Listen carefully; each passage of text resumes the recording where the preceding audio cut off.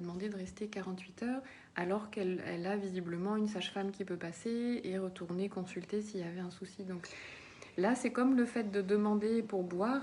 L'idée, c'est de dire ce que vous allez faire en fait. Et bien sûr, de s'adapter par rapport à comment l'accouchement va se passer, de se laisser le droit de rester si jamais vous vous sentiez pas...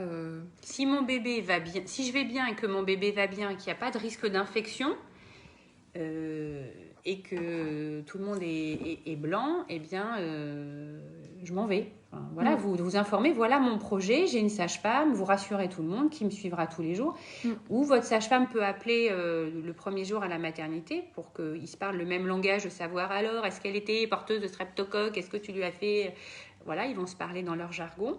Et votre sage-femme vous dira, bon, bah, il n'y a aucun risque, donc vous pouvez sortir, ou il y a des risques, maintenant, qu'est-ce qu'on fait? Ça peut être pas mal aussi de dire, la sage-femme est prête à vous appeler pour voir, pour rassurer comment tout le monde. s'organiser et qu'il y ait ce contact entre équipes. Tout à fait.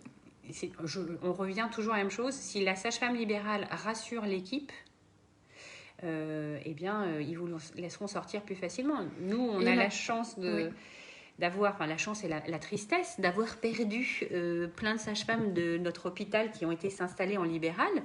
Et donc, il y a des dames, moi je leur dis, bah, je veux bien que vous... Enfin, voilà, il y a un problème avec votre bébé, je suis inquiète. Maintenant, si vous sortez avec une sage-femme que je connais bien, je veux bien. Donc, je cible, parce que je connais...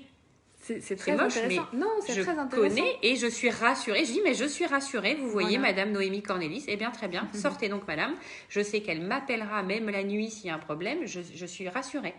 Mais moi aussi, j'ai besoin d'être rassurée. Je leur dis cash. Je leur dis, moi, je suis un peu inquiète. Donc, Et c'est là tout l'intérêt de créer des réseaux et que les personnels des maternités connaissent aussi qu'il y a un bon lien entre les soignants de ville et les soignants d'hôpitaux, puisque quand on se connaît, eh ben, tout est plus facile pour communiquer, pour demander des avis ou pour pouvoir suivre le souhait des femmes qui souhaitent rentrer plus tôt chez elles, en sachant qu'elles sont bien accompagnées. Donc, demandez à votre sage-femme d'appeler, de rassurer tout le monde et de dire, bon, bah, il n'y a pas de risque, donc elle peut sortir à H12, enfin, le moment que vous voulez, je la suis et vous allez voir que ça va calmer la peur des équipes. Toujours, Et votre conviction va aussi jouer, c'est-à-dire que si vous demandez et puis qu'on vous dit non, puis qu'après ça passe, bon ben voilà, ça va se terminer là. Alors que si, comme le disait Célia, vous dites mais voilà, mon projet c'est ça, et dans la mesure où tout va bien pour moi et pour mon bébé, moi je souhaite partir à 12h, et ben vous allez voir que les choses vont s'organiser différemment. Toujours avec le sourire. On fait des grands sourires parce qu'on est sûr de soi et on sait qu'on fait bien, on ne fait pas des choses mal.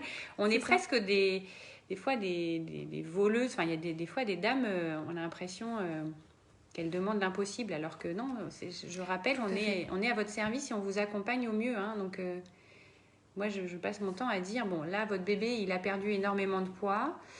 Qu'est-ce qu'on peut faire pour que vous voulez sortir? Très bien. Qu'est-ce qu'on peut faire? Comment on peut faire? Votre sage-femme libérale, votre médecin traitant, revenir ici au Belvédère, rester une journée. Qu'est-ce qui vous conviendrait le mieux? Et puis, elle trouve une solution, voire des fois des solutions auxquelles on n'a pas pensé. Ça, j'adore.